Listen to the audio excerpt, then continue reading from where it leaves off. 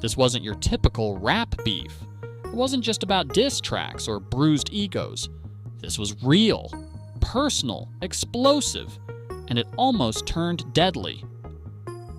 What started as a friendship between two rising rap stars, DMX and Ja Rule, spiraled into a dark feud involving street politics, industry secrets, and the most feared Latino gang in America. The Latin Kings.DMX once said, "If I had beef with Ja Rule, there wouldn't be a Ja Rule." And he meant it. At one point, X had the power, the connections, and the rage to take him off the map completely. This is the story of how close he came to doing exactly that. And before the shots, before the rumors, and before the street-level threats, DMX and Ja Rule were more than just labelmates. They were brothers. Ja Rule started out as DMX's hype man, backing him up on stage and feeding off his raw energy. Their chemistry was electric. Fans loved seeing them together. With Irv Gotti orchestrating moves behind the scenes, it felt like a new hip-hop empire was rising under Def Jam. In 1995, Ja Rule, Jay-Z, and DMX appeared together on a track called Time to Build. It was a historic moment, 3 hungry MCs, all with different styles, but the same mission, to dominate. Fast forward to 1997, and DMX had officially signed to Def Jam. Ja Rule followed shortly after. And with Irv Gotti launching Murder Inc., the trio seemed unstoppable. They had songs, they had vision, they had fire. But what they didn't have was peace. Everything started changing when Ja Rule's solo career began heating up. In 1999, he dropped Holla Holla, a breakout hit that had the streets buzzing. But instead of celebrating, DMX felt betrayed. Why? Because Ja sounded a little too familiar. The voice, the tone, the bark, it echoed X's signature energy. Fans noticed it. Industry insiders talked about it, and DMX wasn't having it. Then came a moment that broke the bond completely. Ja Rule invited both DMX and Jay-Z to appear in his video for Holla Holla, but they never showed. According to Ja, it felt like they thought they were too big for him. The message was loud and clear. He was on his own now. X didn't forget, and he didn't forgive. He felt Ja was stealing his identity while turning his back on the very person who helped him rise. Once the friendship ended, the real war began. DMX didn't hold back. On Funkmaster Flex's 16 Minutes of Funk Volume 4, he dissed Ja on the track Do You, accusing him of pretending and posturing. Then came the infamous mixtape tracks War and They Want War, where X fired shot after shot at Ja Rule. But the biggest explosion came with Go to Sleep, a collab with Eminem and Obi Trice from the Cradle to the Grave soundtrack. The message was brutal. Go to sleep, bash, die, motherfire, die. Ja Rule wasn't silent either. On his 2002 album, The Last Temptation, he clapped back on multiple songs, mocking DMX's struggles and questioning his relevance. The battle had gone public, and the whole world was watching, but behind closed doors, something darker was brewing. DMX had ties that went beyond music. Deep in the streets of Chicago, he had a close relationship with K.O., the leader of the Latin Kings, one of the most powerful and feared gangs in the country. During a heated airport run-in in Chicago, Ja Rule confronted DMX about the growing tension. They argued face to face. It got loud, heated, explosive. Later that night, DMX made a call. When Ja Rule stepped outside to leave, he saw it.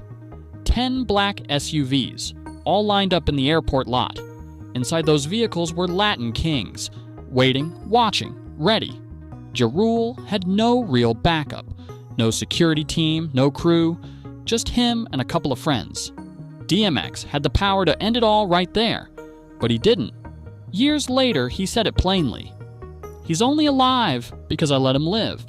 It wasn't just a flex, it was a warning, a reminder of who was really in control.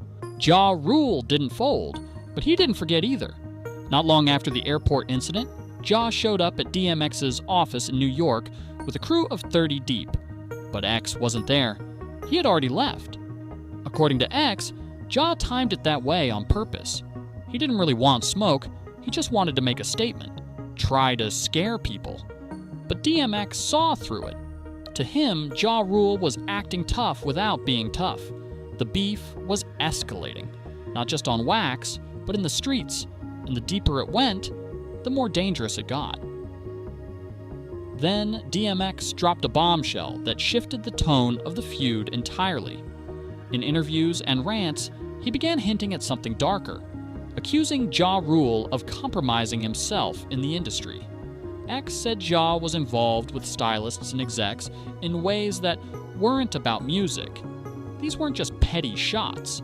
He was trying to destroy Ja's image entirely. Jan Deal, a former bodyguard for Diddy, later came forward with a wild story. He claimed he caught Ja Rule and Diddy coming out of a hotel room wearing nothing but towels. The implications? Clear, damaging, and brutal. DMX even addressed it in his music. In Where the Hood At, he rapped, "Last I heard, y'all dudes was having sex with the same sex. I show no love to homo thugs." It lit up the internet and fueled rumors that still follow Ja Rule to this day. But even wars run out of ammo. In 2004, DMX got arrested for a laundry list of charges, impersonating an FBI agent, drug possession, and more. He ended up doing 70 days in Rikers Island. While behind bars, something unexpected happened. Irv Gotti, Ja Rule's right-hand man, visited DMX in jail. Not to fight, not to gloat, but to talk peace. To everyone's surprise, DMX agreed. The war was over. Years later, in 2009, the two rappers were spotted hugging at VH1's Hip Hop Honors. And shortly after that, they were on the same track again, Stay Flawless by NOR. What once looked like a deadly rivalry had finally cooled down. On April 9th, 2021, DMX passed away after suffering a heart attack. He was 50 years old. The world mourned. And Ja Rule, he paid tribute to his old friend and one-time enemy on Instagram, writing, "Peace, my brother." Looking back, it's wild to think how close things came to ending in tragedy. A beef that started over music nearly became a murder plot. A trio that once had the power to change hip-hop forever, DMX, Ja Rule, and Jay-Z, was torn apart by ego, betrayal, and the streets.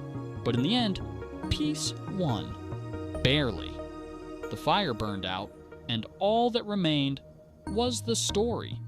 This wasn't just a rap beef, it was war. And now, you know just how real it got. If you thought this story was wild, you haven't seen anything yet. We've got more untold rap stories, behind-the-scenes drama, and hip-hop secrets dropping every week. So don't miss out. Subscribe to Rap Report and tap that bell so you're first in line when the truth drops. Until next time.